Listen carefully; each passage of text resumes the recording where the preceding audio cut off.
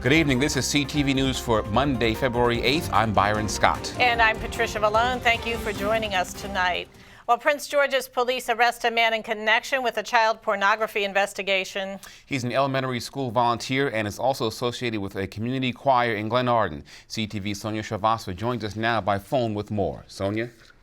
Hi, Byron. Yes, Prince George's police are just moments away from a press conference on this case, and of course we will be learning more. But this is what we know so far. Police have arrested 22-year-old Deontay Caraway, and he is of the 7900 block of Glenarden Parkway in Glenarden. Now, police tell us that he is an elementary school volunteer, and he's also associated with the community choir in Glenarden, as you just said. Now, we are learning that the students, we don't know if the children that are involved in all of this are necessarily students.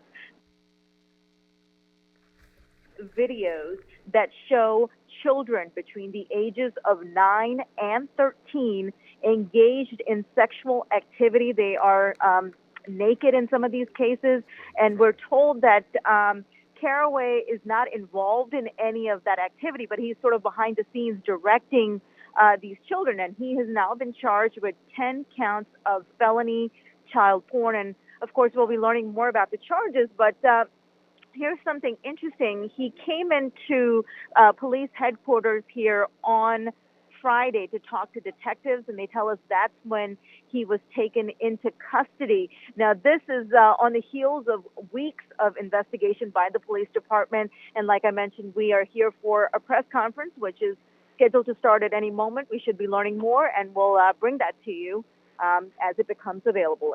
Sonia Shavasva, back to you all. All right, thank you, Sonia, for that report.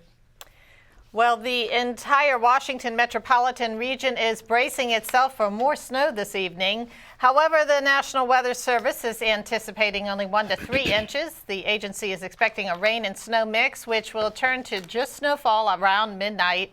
The county's Department of Public Works and Transportation says it will send out 250 plow trucks to clear the roadways.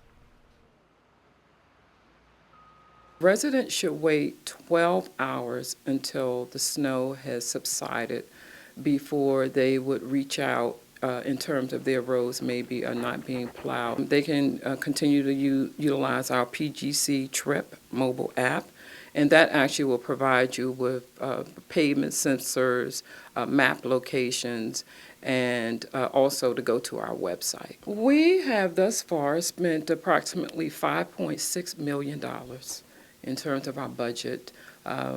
We actually kind of had an initial budget of 1.8. I really don't look at it in terms of us going over budget because we will continue to do whatever we need to do to ensure that the roads are safe. And again, residents can see if streets are cleared using the mobile app PGC Trip that's available on smartphone devices. And the Maryland General Assembly is considering legislation that could affect the Washington Suburban Sanitary Commission. Today, WSSC executives and commissioners held a special meeting to discuss whether to support the bills. One requires a study of the utility's rate-making structure, which has been criticized for leaving larger families to pay higher prices. Delegate Al Carr of Montgomery County is proposing an amendment to the bill that he says will give the agency a tool to fix flaws in the current billing system. It would actually give WSSC a lot more flexibility in setting their rates.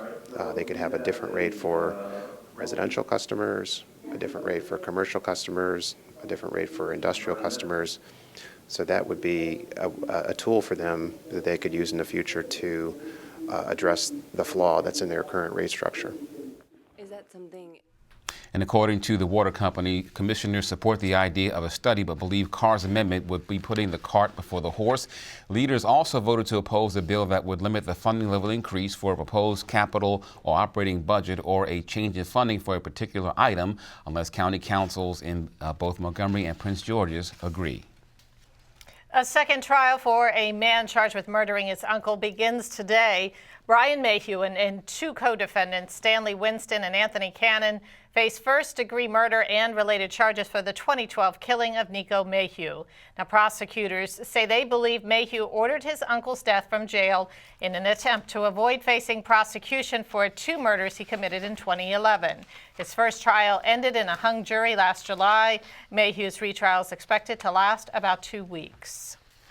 Well, Baltimore prosecutors in the Freddie Gray case are asking a judge to delay the trials of 3 involved officers. The district attorney's office indicated last week that they will appeal the court's January 20th decision to block them from calling on William Porter as a witness. Now, Porter was the first officer to go on trial. His case ended in a hung jury. Freddie Gray was a 25-year-old man who was fatally injured in police custody. And you are watching CTV News. I'm Patricia Vallone. And I'm Byron Scott.